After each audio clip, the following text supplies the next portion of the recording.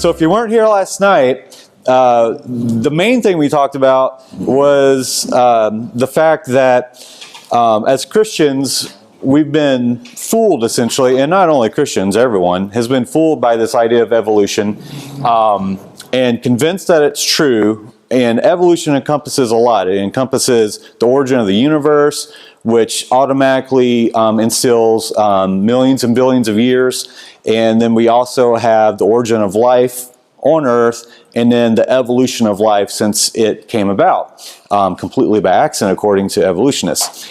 And the main thing we looked at in regards to that was none of those things can be accommodated in the Bible. Scripture does not allow for any of those ideas. There's a lot of arguments out there for trying to fit that kind of stuff in. We kind of addressed some of those. And today is when we start digging into the science. And once you understand both sides of this story, as we'll talk about in a second, you'll see there's really no need to try to fit these secular science ideas into the Bible because they're all completely false. But they adhere to them because for people who don't believe in a creator God, there's really two games in town. There's what the Bible says to be true and what secular science says to be true, no matter how absurd some of the ideas are, which we'll see how absurd some of them are. And so they're not going to abandon that no matter what. So in regards to evolution, we'll start with origins today, dealing with the origins of the universe and of life on our planet. So if I tell you only part of the evidence and you believe it, you haven't been taught, you've been indoctrinated. I'm only giving you part of the evidence, not the whole story. But if I give you all the evidence and you make a decision, then you've been taught. Unfortunately, evolutionists don't teach, they only indoctrinate. Indoctrinate means you only tell one side of the story because you want people to believe that story. So you don't give them any information that could be contrary to it. They don't want to allow you to make a decision. There's a little meme here that says, we teach you how to think critically and examine evidence in a science class. Except for evolution, we will tell you what to think and don't ask embarrassing questions. And you know, we kind of laugh at that and think that's silly, but that's very true. I had a clip last night and I've got another one today, and there might be a third even, from a documentary that Ben Stein did a few years back called Expelled.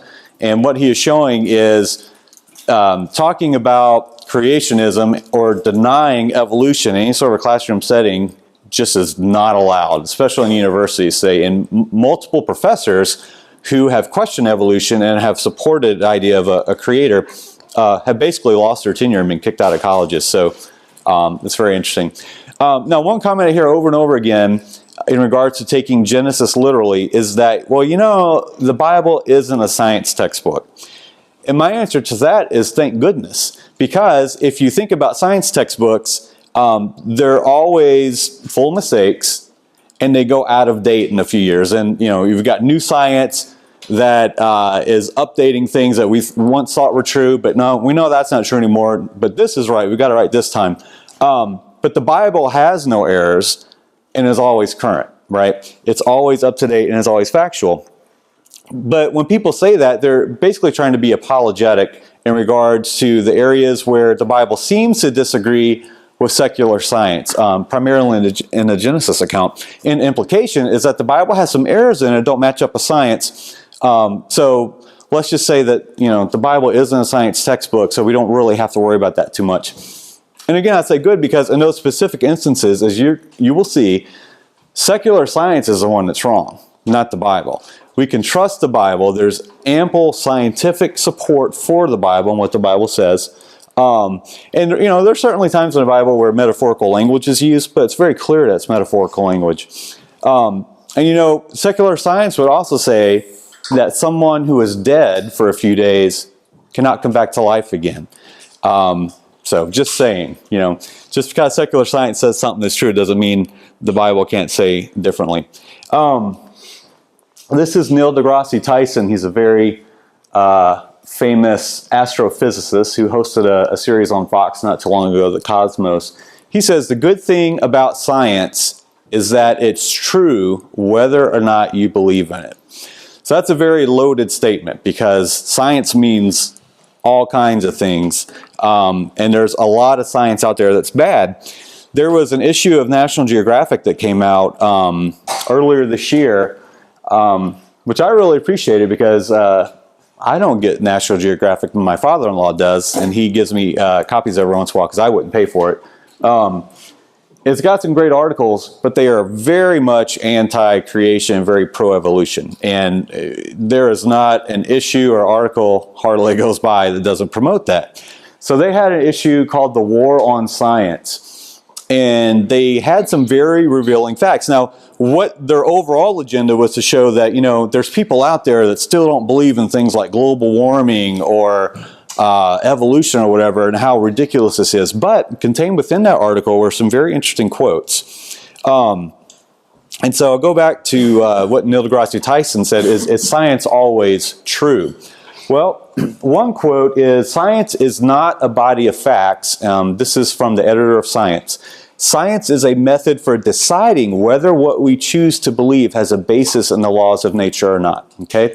So it's not just facts. They are interpreting what they see. Also, scientists like the rest of us are vulnerable to what they call confirmation bias, the tendency to look for and see only evidence that confirms what they already believe. So this goes into what we were talking about yesterday with, we all have worldviews, right? As Christians, we have a worldview where we have a creator God who created everything, and for most of us, we believe that a global flood wiped out everything on earth a few thousand years ago, and lots of other beliefs. But as a secularist, you have a completely different worldview. Well, your worldview decides how you interpret the data. Scientific results are always provisional, susceptible to being overturned by some future experiment or observation, which leads into this next quote: "Science will find the truth. It may get it wrong the first time and maybe the second time, but ultimately it will find the truth." Which begs the question, well, how do you know that they got it right this time, right? They admit that, yeah, we might get it wrong the first time or second time or even the 30th time, but eventually we're going to find the truth. You just have to trust them in the meantime that this latest time they've got it right. Dr. Marcia Angell, physician and longtime editor of the New England Journal of Medicine, said, "It is simply no longer possible to believe much of the clinical research that is published." And then Dr. Richard Horton, editor of the Lancet, which is kind of the UK version of the Journal of Medicine, said, "The case against science is straightforward. Much of the scientific literature, perhaps half, may simply be untrue." He added, "In their quest for telling a compelling story, scientists too often sculpt data to fit their preferred theory of the world." And here's the problem. We have scientists out there that, number one, have this worldview that everything has to fit into. Oftentimes they have an agenda, and oftentimes they're under pressure to have results, either from a company they work for, such as like a pharmaceutical company that has invested a lot of money in a drug, and they need to show results that this drug is beneficial. Or they're under pressure to have results so that they can get their next grant, so they can continue their research. What this ultimately leads to is a lot of dishonesty in the field of science and medicine. And as these very well-known editors of prestigious journals of medicine have noted publicly. So despite all that, I am not anti-science. I actually love science, and my job depends upon it greatly. And often evolutionists portray creationists as being either completely anti-science because they don't accept the proven science of evolution, or they're just ignorant. But that is just an attempt to slander creationists and nothing more. Today and throughout history, there have been thousands upon thousands of creationist scientists and physicians. And science literally means knowledge. That is literally what the word means. And ultimately, it is the knowledge of what? It's what God created, right? And how it works. And so that's what science is always looking into. Here's a very famous creation scientist, Louis Pasteur, who discovered antibiotics. He says, "A bit of science distances one from God. And what he means there is there are some things that secular science comes up with that would seem to disagree with the Bible. But much science nears one to him. The more I study nature, the more I stand amazed at the work of the Creator. And this is something that I think I have a slide for tomorrow, but there have been a lot of scientists that were evolutionists who, after being involved in their field for a long enough time, have realized, you know what? Everything points to some sort of intelligent designer. And so many of those people have become creationists over time. All right, so let's talk about the Big Bang Theory. The Big Bang Theory is the cosmological model suggesting the universe began as a single point, which then expanded to produce the known universe beginning about 13.8 billion years ago. It also encompasses explanation of how all the stars, planets, everything up in the heavens we see came about as well. So here's a quote from Scientific American. It says, the observable universe could have evolved from an infinitesimal region. It's then tempting to go one step further and speculate that the entire universe evolved from literally nothing. And this is what the Big Bang Theory is all about. First, you've got nothing. There's nothing out there whatsoever. Then all of a sudden you've got something, okay? So keep that in mind. Paul Davies, who's a physicist and evolutionist, wrote, the Big Bang represents instantaneous suspension of physical laws, the sudden abrupt flash of lawlessness that allowed something to come out of nothing. It represents a true miracle. Now, he is not the only person in my presentation that says that something that secular science says happened is a miracle. So evolutionists point the finger at us and say, how can you believe in stuff like miracles and these things that have no basis in science? They believe in multiple miracles, one of which is that something came from nothing. The difference is we have a miracle maker. They do not have a miracle maker. So that's a big problem for them. Dr. Stephen Hawking said spontaneous creation is the reason there is something rather than nothing, why the universe exists, why we exist. It is not necessary to invoke God to set the universe going. So again, the Big Bang Theory is ultimately an alternate explanation that people who don't believe in God put forth to explain how everything came to be. Lastly, Discover magazine said the universe burst into something from absolutely nothing, zero, nada, and it got bigger. It became filled with even more stuff that came from absolutely nowhere. This is a science magazine putting out junk like this. I mean, this is so non-science, it's ridiculous. But it's all they've got, so it's what gets published. Now, scientists have actually given this a name. It's called quantum fluctuation. First there was nothing, and then there was something. Today we also call that magic. But they would say that it's science.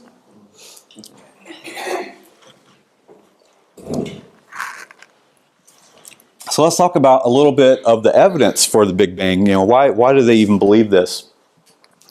So the first thing is that galaxies appear to be moving away from us, which has led to the assumption that everything started from a singular point at one time, and the speed they're moving at today is used to derive an age for the universe. If you backtrack how fast they're moving and how far you think they've gone. However, scientists know that the current rate of expansion couldn't always have been the same due to multiple factors. But this is an example of ignoring the evidence. So scientists do this all the time. When something doesn't fit into their theory or disagrees with it, instead of changing the theory, they typically just ignore this problem.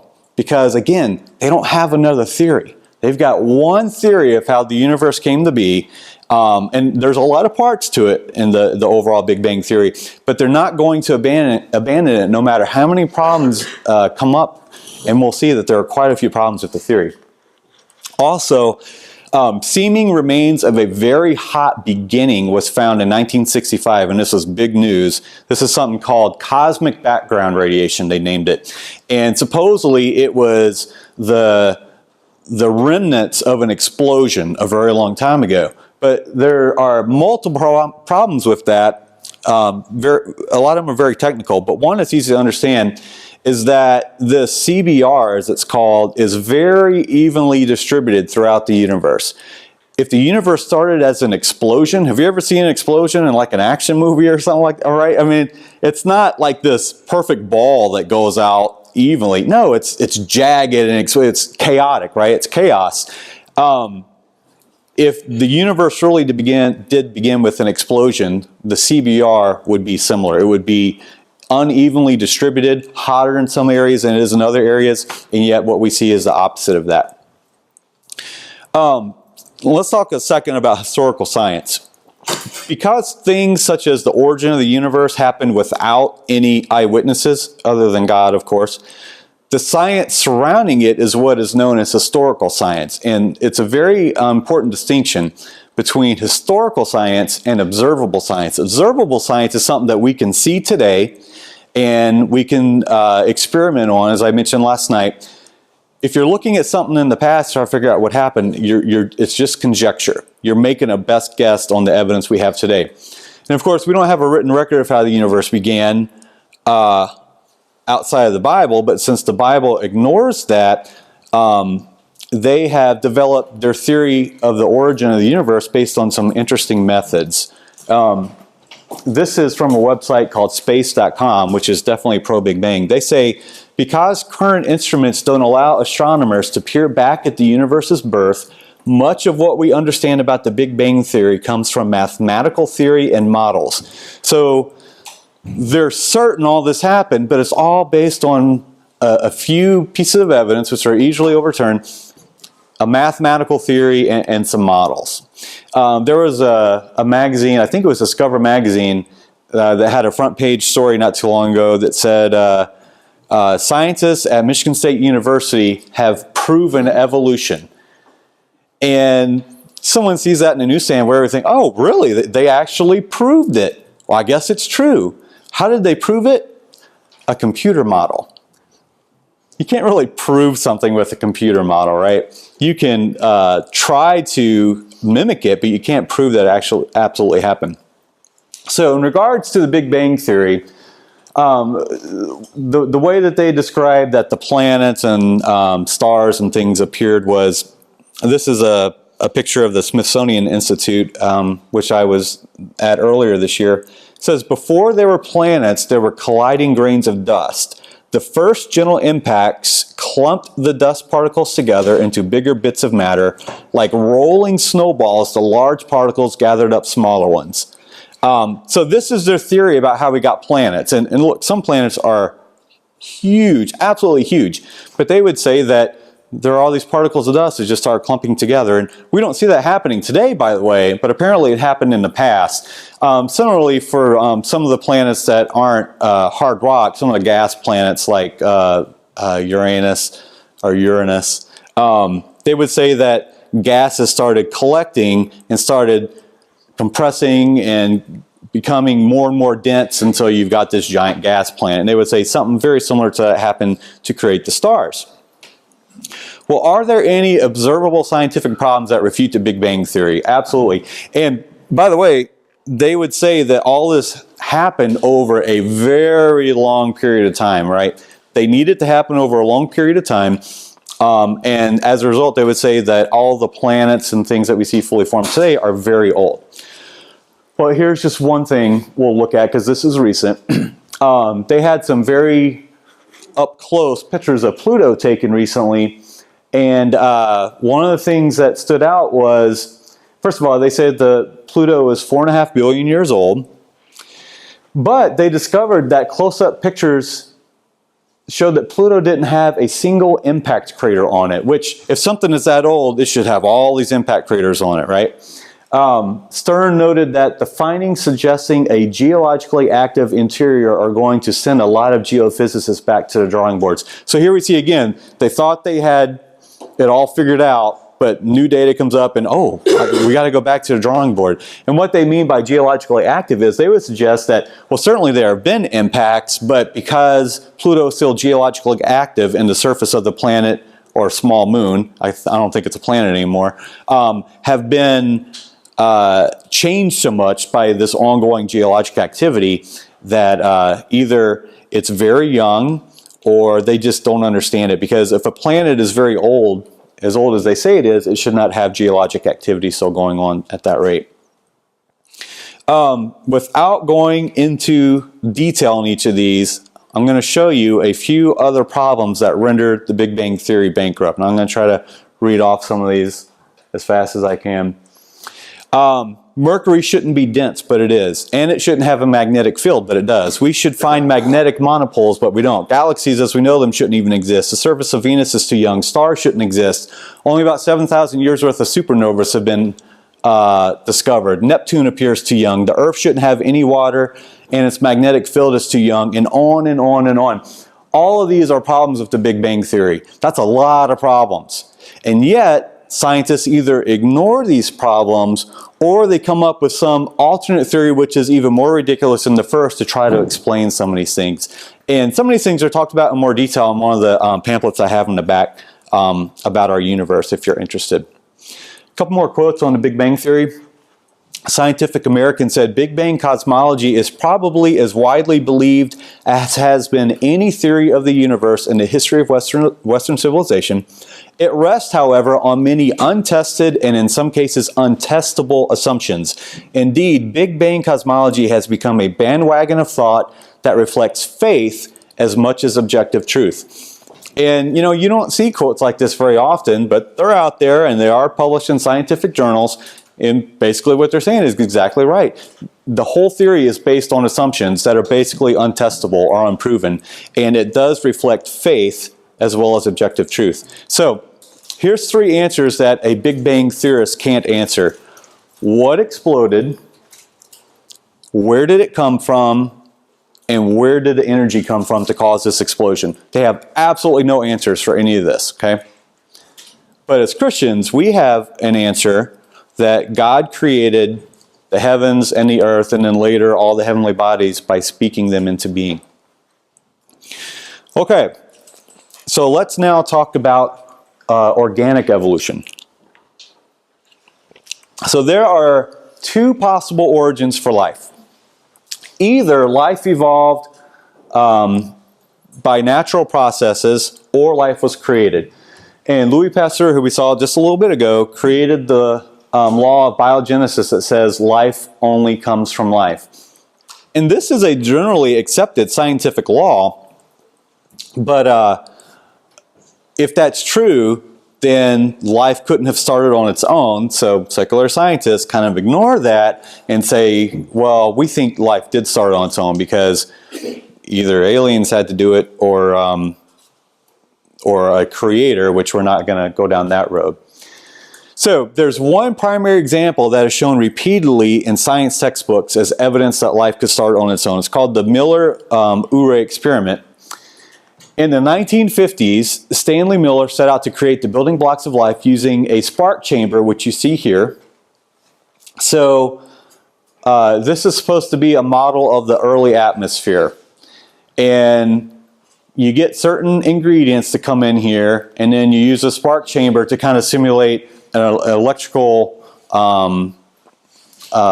event, such as lightning striking the so-called primordial soup, which, by the way, there's absolutely no evidence for a primordial soup. And in fact, there's overwhelming problems with even the idea of a primordial soup where these different chemical elements could actually come together in water at all, because water is a solvent. So this is what we see in textbooks.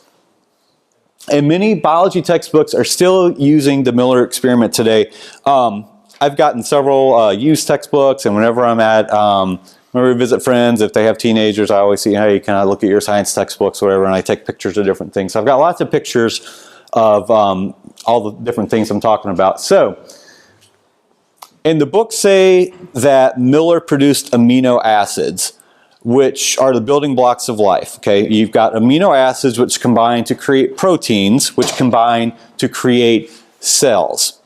And that is a fact. He did create amino acids, so good for him. But what the textbooks are essentially teaching is we don't need a creator God when we can do it ourselves. That's the message. But they don't tell you the whole story. And the entire story does not allow for the possibility that life could have started on its own. So let's look at the experiment a little bit closer. Oxygen was intentionally left out of the atmospheric model because it's known that oxidation prevents molecular bonds from forming. And yet it's been shown that the early atmosphere probably had much more oxygen in it than our atmosphere today. So this is another example of ignoring the evidence. So either you had oxygen or you didn't. But what they're trying to do is model something in an oxygen-free atmosphere, but they're modeling an atmosphere that had a lot of oxygen in it. So either you have oxygen in the atmosphere and it breaks down the molecular bonds from ever forming, or you have a lot of no oxygen in the atmosphere, which then allows radiation from the sun to come in and fry anything that's trying to form. Also, the amino acids that Miller produced were the wrong kind. The type he produced represent death, not life. And the reason for that is every living thing on Earth is made up entirely of what are known as left-handed amino acids. There are left-handed and right-handed that exist in nature, but left-handed is what every living thing on Earth is made of, 100%. But when you die, half of the left-handed amino acids turn into right-handed amino acids. And if you don't have left-handed amino acids, it creates problems in the DNA structure, and without the DNA working properly, nothing's going to come into being, right? Because that's instructions of how everything is made. So what he modeled was an even mixture of left-handed amino acids and right-handed amino acids. So what he modeled is death. Also, the mixture he produced was 85% tar, 13% carboxylic acid, both of which are toxic to life, and only 2% amino acids. So even if this experiment did show that amino acids could come about naturally, he modeled the wrong kind. He created them in a mixture that was completely toxic to life, and he created them in a model of the early atmosphere that was completely inaccurate. In 1995, Science magazine said that experts now dismiss Miller's experiment because the early atmosphere looked nothing like it did in a spark chamber. The experiment is a known and recognized failure, and yet 40 years later, and I've got this quote kind of mixed up, there's an earlier quote that says that it needs to be dismissed, but in 1995, Science magazine even admitted it. But it's still used in textbooks today as evidence that life can start on its own. And why is that? It's because if you rule out the truth of a creator God, you have to put something, anything in its place, even if it's obviously wrong. So, even if it were possible to create amino acids completely by chance, hundreds of them are still necessary to combine into a single protein. Just one amino acid isn't going to do it. It takes a whole group of amino acids in a specific order to form a single protein.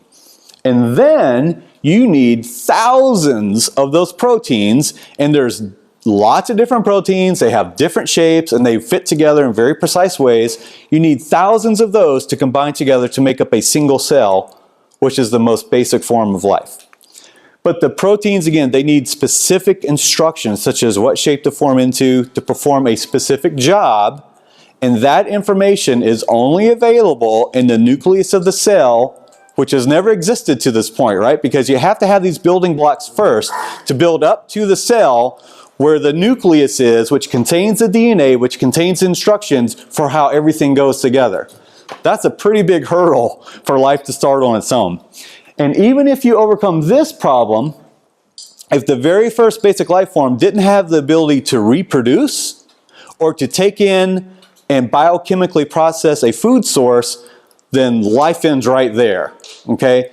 If it doesn't reproduce and doesn't have a way to sustain itself, nice try, but better luck next time. So, what is the chance that life actually could have arisen completely on its own? So, Amy, you'll probably enjoy this part really well because there's a little math right here. So, let's do a little example to understand how big numbers are and what it means. How many times do we have to flip a coin, probability-wise, to get one head? Anyone know? has to be at least 2, probability-wise.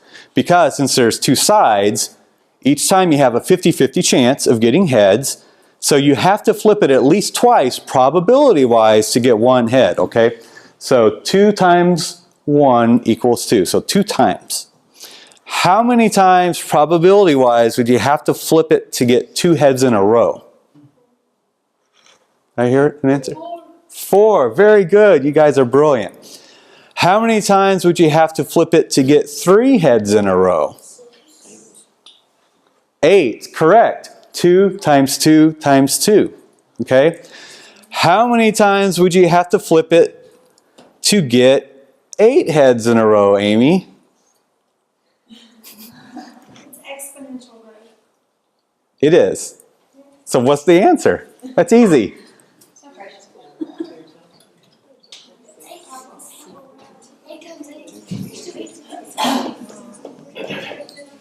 Yes, 256 times. That's correct. So you see how this works, right?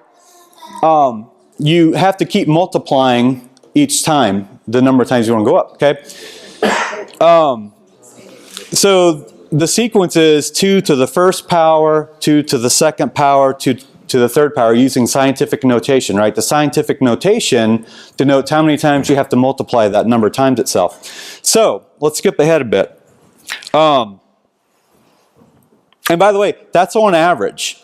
So you can do it 256 times in a row, and if you didn't get 8 heads in a row, then you have to start all over. Okay? So that's just the average. You could do it, you could try that 10 times in a row and you might not get it. But that's still the average. So maybe if you did it 10 more times in a row, you'd get it every time. I don't know. It's just an average. How many times, probability-wise, would we have to flip it to get 100 heads in a row? I'm just going to make it simple. It's 2 to the 100th power, or another way of writing that is 10 to the 30th power, okay? If you could flip the coin 31 million times a second, it would only take you 1 quadrillion years. That's a million, or approximately the number of all the ants on the earth, to actually get 100 heads in a row. That's how long it would take you, on average, probability-wise, to get 100 heads in a row. So that's 10 to the 30th power, and it would take you more times by far than they say the universe is old, okay? So, life is supposed to have started all by itself and developed into all of the life forms we see on Earth today in the short amount of time of 4.5 billion years old or something like that, okay? Much less than the probability of getting 100 heads on a coin in a row. So, why is that important? Well, because the law of probability says if something has a chance of higher than 10 to the 50th power, it will never happen. And something that you hear often from evolutionists is, given enough time, and I think I've got a quote for this, given enough time, it can happen. Well, no, because the chance of it happening are far beyond the law of probability. And something greater than 10 to the 50th chance of probability will never happen. That is a mathematical law of probability. It has been estimated that the probability of a single protein, and remember, cells are made up of thousands of proteins, the probability of a single protein occurring by random chance is 10 to the 191st power. And that's not just like almost 4 times 10 to the 50th. That's much more. That's a much higher number. In fact, this is what that number looks like. That is a huge number. And this is just to get a protein. The probability of an entire cell occurring by random chance is estimated to be, just throw a number out. What do you think? A protein is 10 to 191st. What do you think the chance of an entire cell? 10 to the what? 3,000? Did you say Google? Because that's a really big number. Yeah, well, Google's actually a very large number. 10 to the 40,000th power. And remember, something greater than 10 to the 50th power will never happen. Not only is there not enough time in supposed secular age of Earth to get 100 heads row, obviously the idea that life could have risen on its own is simply impossible. Even biochemist and spiritual skeptic Francis Crick, who shared the Nobel Prize for discovering the structure of DNA, said an honest man armed with all the knowledge available to us now could only state that in some sense the origin of life appears at the moment to be almost a miracle. There's that miracle word again. So many are the conditions which would have had to have been satisfied to get it going. And all these different conditions are what has been used to derive that calculation of the probability. Now here's a good statement.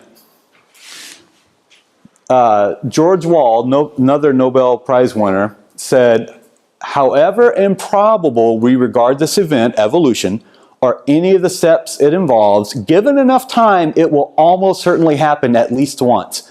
Time is the hero of the plot. Given so much time, the impossible becomes possible, the possible becomes probable, the probable becomes virtually certain.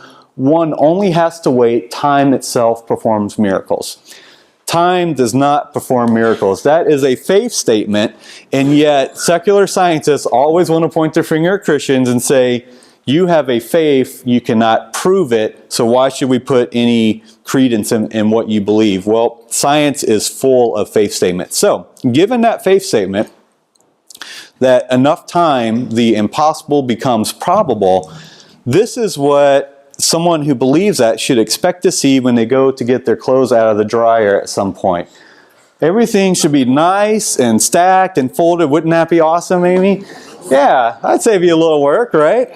Well, this is the kind of thing that they would expect to happen based on that statement. And trust me, I don't know if anyone's calculated the odds on this happening, but it's got to be way better odds than a single protein happening all by itself, okay? But no one in their right mind would expect to see this at some point when they open the dryer door. But we're talking about essentially the same thing. So, going back to the origin of life, there's two possible origins for life. Either life evolved by natural processes or life was created. And I think we can safely cross that out. There is absolutely no chance that life could have started on its own. It required a designer. And we have a magnificent designer, which we'll see in Sunday school tomorrow. So, this is the only option, right? Life was created? Well, yes and no. This is another clip from Expelled, where Ben Stein is talking to Richard Dawkins, who is one of the most outspoken atheists and pro-evolutionist supporters in the world now. Hopefully you can hear it okay. Well, then who did create the heavens and the earth? Why do you use the word who? You see, you immediately beg the question by using the word who. Well, then how did it get created? Well, by a very slow process. Well, how did it start? Nobody knows how it started. We know the kind of event that it must have been. We know the sort of event that must have happened for the origin of life. And what was that? It was the origin of the first self-replicating molecule. Right, and how did that happen? I told you we don't know. So you have no idea how it started? No, nor has anybody. Nor has anyone else. What do you think is the possibility that intelligent design might turn out to be the answer to some issues in genetics or in evolution? It could come about in the following way. It could be that at some earlier time, somewhere in the universe, a civilization evolved by probably some kind of Darwinian means to a very, very high level of technology and designed a form of life that they seeded onto perhaps this planet. Now, that is a possibility and an intriguing possibility. And I suppose it's possible that you might find evidence for that if you look at the details of biochemistry, molecular biology. You might find a signature of some sort of designer. Wait a second. Richard Dawkins thought intelligent design might be a legitimate pursuit? And that designer could well be a higher intelligence from elsewhere in the universe. Well, but that higher intelligence would itself have had to have come about by some explicable or ultimately explicable process. It couldn't have just jumped into existence spontaneously. That's the point. So Professor Dawkins was not against intelligent design, just certain types of designers, such as God. So the Hebrew God, the God of the Old Testament, he doesn't exist in your view? Certainly. I mean, that would be a very unpleasant prospect. That would be a very unpleasant prospect for him. And, you know, I think it's really sad. And I've got a quote for Romans we'll just get to right now. In 1:20 it says, "For since the creation of the world, God's invisible qualities, his eternal power and divine nature, have been clearly seen, being understood from what has been made, so that people are without excuse." And so what Ben Steinberg's referring to is the fact that everything looks designed. When you get down to the smallest scale you can go for a microscope, and then everything we see around us without any microscope, everything looks designed. The engineering involved in the creation or the designs of these things are incredible, and the military and different companies copy what they see in nature all the time because the design is amazing. We can't get it quite as good as what we see in nature, but we get close sometimes, and clearly what we see in nature is an incredible design. So we are without excuse because of that very thing. Everything looks designed. It's obvious that there is a designer and a creator, an intelligent designer behind it, which Dawkins recognizes, but again, we can't allow God in the scene. So if it is designed, then obviously the answer is that some alien civilization came, designed life on our planet, put it here, and now they're gone, they're out of the picture, or at least some people think they're coming back and visiting. But anyway, so again, this is a faith. Many things that evolutionists believe is completely faith-based. Some that recognize there's an intelligent design have a faith that there's an alien race out there that designed it at some point. So, it's easy to poke fun at some people like that sometimes. They certainly poke fun at us all the time. But honestly, I mean, I try to pray for them that I pray that Richard Dawkins realizes the truth at some point before it's too late, and he has a chance to be in the kingdom just like we do. He's made a lot of errors and has led a lot of people astray. God loves him like he loves any of us, and I really hope that he comes to the truth at some point, as well as all evolutionists. So that wraps up the origins portion of the morning. After a break, we will talk about the age of the earth.